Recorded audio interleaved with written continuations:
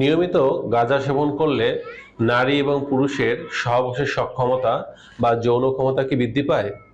গাঁজা সেবন করার উপকারিতা এবং অপকারিতাগুলো কি কি? অনেক নারী এবং পুরুষ এই বিষয়টা জানতে চেয়েছিলেন। তো বন্ধুরা, চলুন চলে যায় মূল আলোচনায়। আর আজকে আমরা যে আলোচনা করব গাঁজা সেবন করার চিকিৎসা বিজ্ঞানের ভিত্তিতে উপকারিতা, অপকারিতা এবং এর সম্ভাব্য উত্তেজনা বৃদ্ধি বা কমার যে লক্ষণগুলো থাকে সে বিষয়গুলো নিয়ে। প্রথমেই থাকবে গাঁজা সেবন করার উপকারিতাগুলো কি কি। গাঁজা সেবন করলে আমরা কি কি উপকার পাবো? প্রথম নম্বর যে উপকারটা পাবো সেটা হচ্ছে যারা দীর্ঘমেয়াদী ব্যথায় আক্রান্ত, যেমন ক্যান্সার বা স্নায়বিক ব্যথা, এই ব্যথা কিছুটা কমাতে সাহায্য করে গাঁজা। নিয়মিত যারা গাঁজা সেবন করেন তাদের এই ক্যান্সারের ব্যথা এবং স্নায়বিক ব্যথা কিছুটা কমায়ে এটা আমাদের কিছুটা ভালো লাগা বা রিল্যাক্সেশন তৈরি করে থাকে। দ্বিতীয় নম্বর যে উপকারটা পাবো সেটা হচ্ছে ঘুমের সমস্যা কমাতে পারে, তবে এটা সাময়িক সময়ের জন্য, দীর্ঘকালীন নয়। অনেক সময় দেখা যায় অনেকে অতিরিক্ত মানসিক দুশ্চিন্তা, হতাশা এগুলোর কারণে ঠিকমতো ঘুম হয় না বা ঘুমাতে পারেন না, কিন্তু নিয়মিত যারা পরিমিত পর্যায়ে গাঁজা সেবন করেন তাদের ঘুমের সমস্যা কিছুটা কমায়। তৃতীয় নম্বর যে উপকারটা পাবেন সেটা হচ্ছে অনেক সময় দেখা যায় অনেকে অনেক উদ্বেগ, উৎকণ্ঠা বা স্ট্রেস এগুলোর ঝুঁকিতে থাকেন, সারাক্ষণ দুশ্চিন্তা থাকেন। তাদের এই উদ্বেগ, উৎকণ্ঠা কমাতে সাময়িক সময়ের জন্য একটা রিল্যাক্সেশন অবস্থা তৈরি করতে কাজ করে গাঁজা। যারা মাঝে মাঝে গাঁজা সেবন করেন তাদের উৎকণ্ঠা কিছুটা কমিয়ে যায়।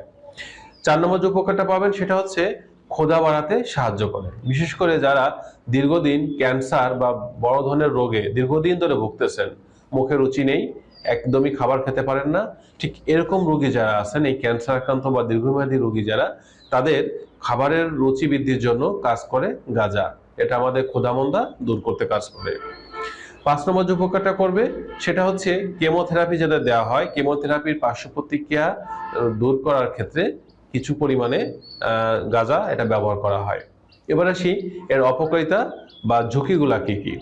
প্রথম নম্বর যে ঝুঁকিটা আছে সেটা হচ্ছে নিয়মিত যদি কেউ গাঁজা সেবন করতে থাকেন তখন এর প্রতি আসক্ত হয়ে যায় বা একটা আসক্তি জড়িয়ে যায়, পরবর্তীতে যেটাকে আমরা গাঁজাখোর বলে অভিহিত করে থাকি।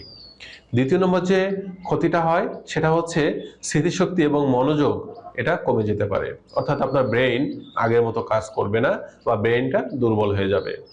তৃতীয় নম্বর যে ক্ষতিটা করবে সেটা হচ্ছে উদ্বেগ, ভয় বা দেখা যাচ্ছে যে প্যানিক অ্যাটাক, এগুলো ঝুঁকিটা বাড়তে পারে। সারাক্ষণ আপনার মনের মধ্যে একটা ভয় ভয় কাজ করবে, একটা আতঙ্ক কাজ করতে থাকবে, উদ্বেগ, উৎকণ্ঠা বেশি পরিমাণে বৃদ্ধি পেতে থাকবে এবং আপনার হার্টও আগের থেকে অনেক দুর্বল হয়ে যাবে। 4 নম্বর যে ক্ষতিটা হবে সেটা হচ্ছে দীর্ঘদিন যদি আপনি এটা সেবন করেন তখন ডিপ্রেশন এবং সাইকোসিসের ঝুঁকিটা বেড়ে যাবে। আর 5 নম্বর যে সমস্যাটা বা ঝুঁকিটা দেখা দিবে সেটা হচ্ছে বাংলাদেশের আইনত এটা নিষিদ্ধ, অর্থাৎ গাঁজা সেবন করা, এটা বিক্রি করা এবং এর সাথে সংশ্লিষ্ট থাকা টোটালি বাংলাদেশের আইন দ্বারা নিষিদ্ধ, যার ফলে আপনি আইনি জটিলতা বা আইনি ঝামেলায় পড়ে যেতে পারেন। এজন্য গাঁজা সেবন থেকে অবশ্যই দূরে থাকা উচিত। এবার আসি আপনাদের যে প্রশ্নটি ছিল যে নিয়মিত যদি গাঁজা সেবন করা হয় তাহলে নারী এবং পুরুষের সহবাসের সক্ষমতা বৃদ্ধি পায় কিনা। চিকিৎসা বিজ্ঞানের গবেষণায় বলছে যদি কেউ গাঁজা সেবন করেন তখন দেখা যায় যে প্রাথমিক অবস্থায় তার ইচ্ছা বা উত্তেজনা কিছুটা বৃদ্ধি পাচ্ছে বা বৃদ্ধি পেয়েছে বলে মনে হতে পারে বা কিছুটা বৃদ্ধি পায়।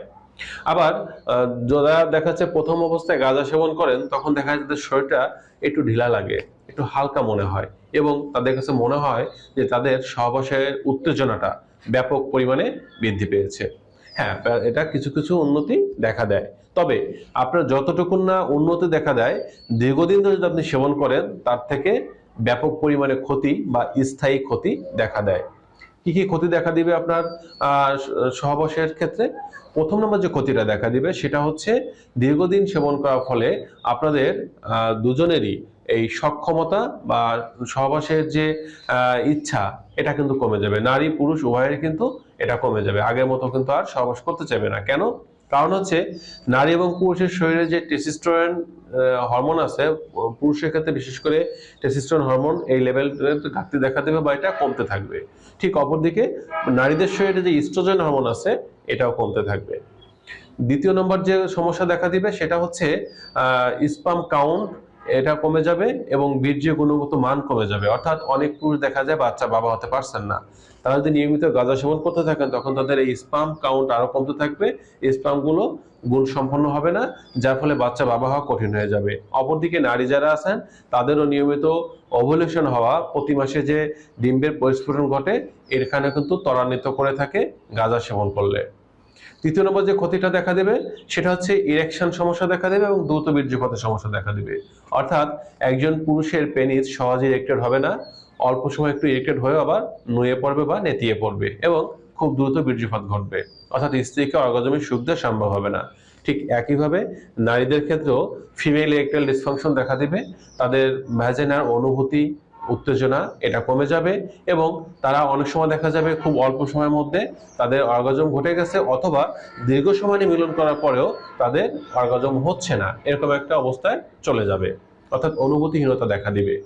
4 নম্বর যে সমস্যা দেখা দিবে সেটা হচ্ছে সহবাসে আসলে মনোযোগ এবং পারফরমেন্স দুটাই কমে যাবে।